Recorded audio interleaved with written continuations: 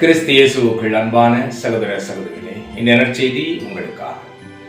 இன்றைய முதல் வாசகமும் நற்செய்தி வாசகமும் இறை வார்த்தையை கேட்டு அதை கடைபிடிப்போரின் வாழ்வு எப்படி இருக்கும், கடைபிடிக்காதோரின் வாழ்வு எப்படி இருக்கும் என்பதை சுட்டிக்காட்டுகிறது. இன்றைய முதல் வாசகம் திருத்தூதர் பணிகள் 16ஆம் அதிகாரம் 11 முதல் 15 வரை உள்ள இறை வார்த்தைகளிலே திருத்தூதர்கள் சகல இடங்களிலும் சென்று பணியாற்றிவிட்டு இறுதியாக பிலிப்பி நகருக்கு வருகிறார்கள். அங்கே இறைவேண்டல் செய்ய இடம் வேண்டும் என்று தேடிய பொழுது அங்கே தேத்ரா நகரை சார்ந்த லீடியா என்ற ஒரு பெண்ணை காண்கிறார்கள். அந்த பெண் இவருடைய வார்த்தையை ஆர்வத்தோடு வாஞ்சியோடு கேட்டுக்கொண்டிருந்ததை கண்ட ஆவியானவர் அவரது உள்ளத்தை திறக்கிறார். அதன் மூலம் அந்த வார்த்தை அவளுக்குள் செயலாற்றுகிறது. செயலாற்றியது நிமித்தம் திருத்தூதர்களை, நான் இறை நம்பிக்கை உள்ளவள் என்று நீங்கள் அறிந்தால் என் வீட்டில் வந்து தங்குங்கள் என்று சொல்லுகிறார். அவர்களும் இணங்குகிறார்கள். இதுதான் இறை வார்த்தையை கேட்டு கடைபிடிப்போரின் வாழ்வு.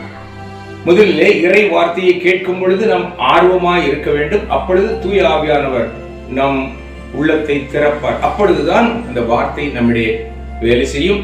வேலை செய்யும் பொழுது ஆண்டவர் மேல் நம்பிக்கை, அன்பு பெருகும். அந்த ஊழியர்கள் மேலும் அந்த அன்பு பரிணமித்தது. அங்கே ஒரு சகோதர உறவு ஏற்படுகிறது.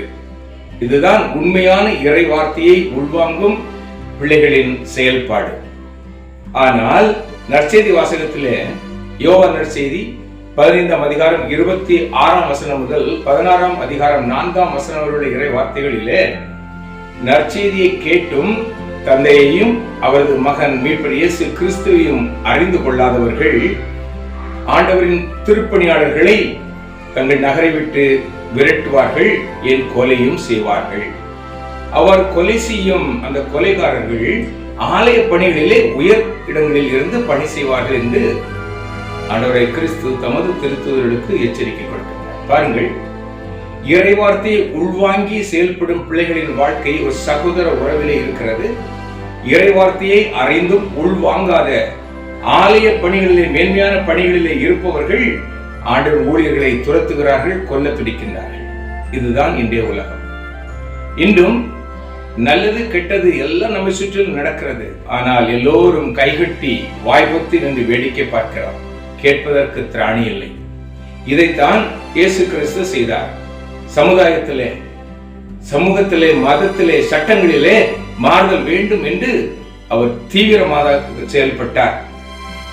அன்பு சகோதர சகோதரிகளே, மாற்றம் நிச்சயம் தேவை. ஆனால் மாற்றத்தை கொண்டு வருவர்களை நாமும் ஏற்றுக்கொள்வது கிடையாது. அவர்களை மாற்ற விடவும் மாட்டோம். அன்றும் அதுதான் நடந்தது, இன்றும் அதுதான் நடக்கிறது. எனவே நமது ஆவியின் கண்கள் திறக்கப்பட வேண்டும். பிறரை குற்றம் கண்டுபிடித்தே வாழ்கின்ற வாழ்க்கையை நாம் மாற்ற வேண்டும். இங்கே லீதியாவும் திருத்தூதர்களும் சகோதர உறவிலே ஆவியினால் இணைக்கப்பட்டார். ஆண்டோட வார்த்தையை கேட்டும் அறியாதவர்கள் தந்தையையும் மகனையும் அறியாமல் ஊழியர்களை கொல்ல துடிக்கின்றார்கள். அவர்கள் ஆலய பணியிலே உயர்ந்த இடங்களில் இருக்கிறார்கள். இதுதான் இன்றைய உலகம்.